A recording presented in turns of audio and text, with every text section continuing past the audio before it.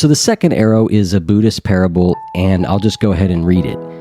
The Buddha once asked a student, "If a person is struck by an arrow, is it painful?" The student replied, "It is." The Buddha then asked, "If the person is struck by a second arrow, is that even more painful?" The student replied again, "It is." The Buddha then explained, "In life, we cannot always control the first arrow. However, the second arrow is our reaction to the first. The second arrow is optional." And so the second arrow represents our reaction to the event that happened. It's the manner in which we choose to respond to it emotionally. And this gets to a difference that is talked about in certain Buddhist schools. The episode we had with Noah Levine, we talked a lot about it. But the difference between pain and suffering. And the way I think of that is pain is inevitable. It's the things that happen to us in life. It's the getting sick. It's the losing a loved one. It's the losing a job. It's basically not getting what we want or getting things that are painful. And that is inevitable in life. That is going to happen. However, suffering is the additional layer that we put on top of that. It's when we condemn it, when we judge it, hate it, deny it, or oftentimes it's the stories we tell ourselves about what that first arrow means. It's the meaning that we construe out of the bad things that happen. So an example would be if you're in a relationship and your lover chooses to leave, there's lots of ways that that event can be turned into other stories. We can resist it, we can fight it.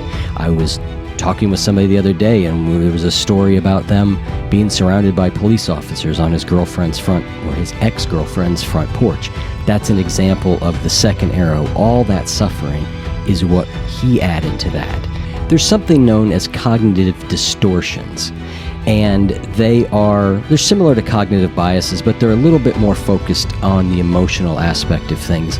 And I think right after we've been shot with the first arrow, right after something painful has happened to us, is a time that we are particularly primed to fall into some of these cognitive distortions. So what I want to do now is talk about some of the common cognitive distortions that we fall into so that maybe next time we're shot with the first arrow, we don't react in the same way.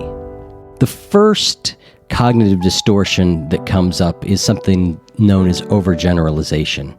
And it's basically taking a single event and applying it inappropriately to every other event. So to go back to our previous example, if there's someone and you've lost your lover, the overgeneralization would be that no one will ever love you, that you're unlovable, and that you'll never find another person. That's an example of overgeneralization. The other type of cognitive distortion that we can run into is polarized thinking or black and white thinking. Things are either black or they're white. They're either great or they're terrible. We're either perfect or we're a failure. No middle ground. That is a very easy thing to fall into when we are under emotional stress, is to really take things to the extreme. Another common one is what's known as emotional reasoning, and it's basically believing that what we feel has to be true. We assume that our unhealthy emotions reflect the way things really are. Sort of an I feel it, therefore it must be true. And then the last one that we'll cover, at least in this episode, is labeling, and it's sort of an extreme form of the all or nothing thinking. But it's instead of saying, I made a mistake, we go all the way to I'm a loser, or I'm a jerk, or I'm a fool, or I'm a failure. It's an irrational and cognitive distortion because we are not the same as what we do. The label is a useless abstraction that leads to anger, anxiety, frustration, low self-esteem. So what are some of the things that we can do to deal with these cognitive biases?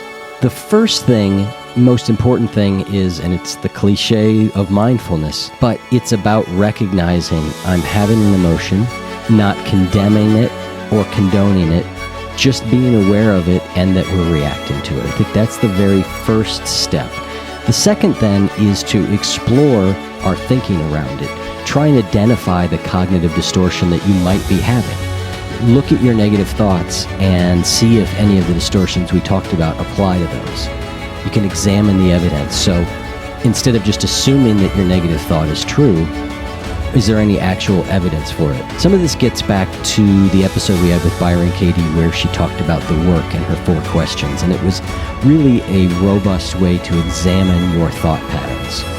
Thinking in shades of gray, not 50 of them, but shades of gray nonetheless, is really trying to get away from that black or white thinking. And so instead of thinking about extremes, you can try and evaluate things on, say, a 0 to 100. Put them on a scale.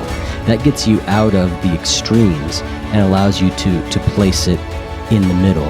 And then another useful thing is to define terms. When you're calling yourself a jerk or a fool or an idiot, what is a jerk? What is a fool? What is an idiot? And what we're trying to do here is to move up our brain, so to speak, from the lower emotional reactive parts of our brain and more into the parts of our brain that are able to think and make good judgments. We're not trying to get rid of emotion. Again, this is not about talking yourself out of feeling bad if you broke up with your girlfriend.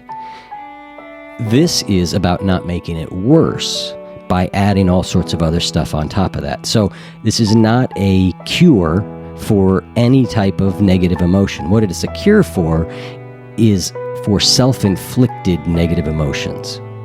That parable is one of my favorites because I think it is the clearest illustration of the way that we add suffering to our own lives. And if we were able to minimize that, life gets a lot better. There's enough actual regular pain in life that we don't need to be adding onto it ourselves. And so becoming more familiar with your cognitive biases, the way that you react to these things, can allow you to make the best out of situations, and again, not to make things worse.